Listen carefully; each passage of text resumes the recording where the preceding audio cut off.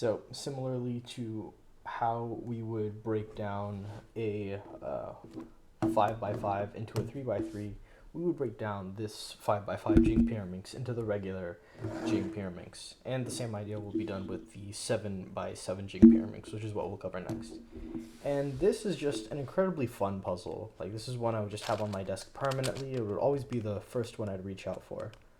So, like with the 5 by 5 to 3 by 3, we try to build up all the centers. So I see this has to go here, so I'll just move this out of the way, move it where it's supposed to be, and bring this part back. And now I have this strip, and I can move this in here.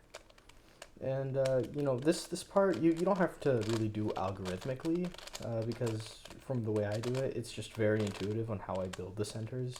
I just look for pieces that I can put together, and once I get down to the last slice, it's not super hard. So I have these two, and now I got to be careful because every time I make a move, I will at least destroy one of the centers I worked on before. So I can really only ever make a move, do some turn on this face, and then bring it back, or vice versa. So what I want to start first is just by building this little pyramid up here. So I have that, and actually, yeah, so I have this pyramid up here. And now, what's really cool is that I have these, and this one lines up. So I would build up that strip so that when I bring it back, look at that, it's whole again. And on rare occurrences, you would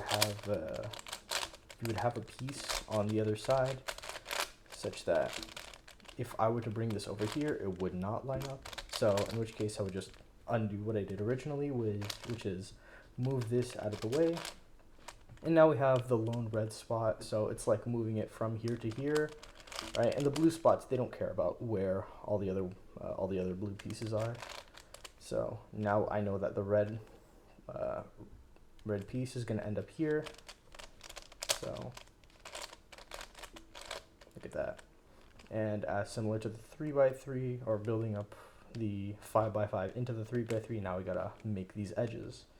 And what's really cool about these odd sided cubes is that you will never have parity. So I'll be covering the 5 by 5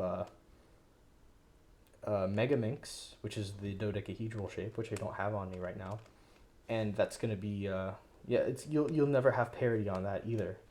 So let's I like to do it upside down, so that way I have all pieces on the top row, sort of like how I approached it before.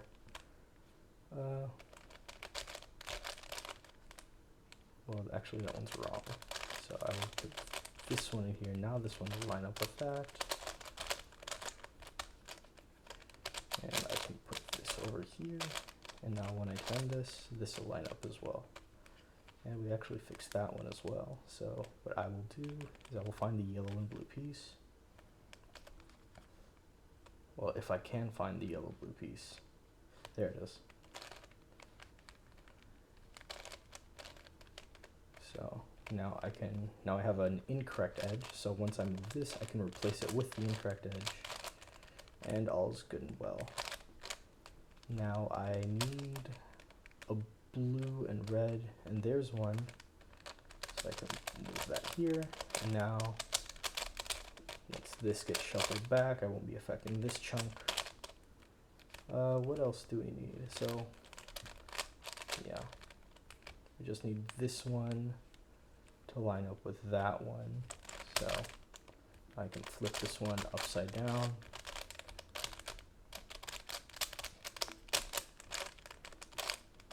And now that's solved, and that's solved. So now it's just a regular Jing Pyraminx, and we know how to solve one of these. Now I need a blue and red, or I guess I'll do the yellow side actually.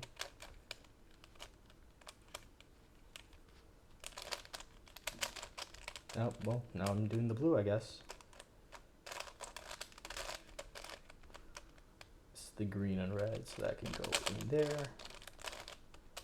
Now Now this is yellow and red, so that one can go in here. And now we just have this thing.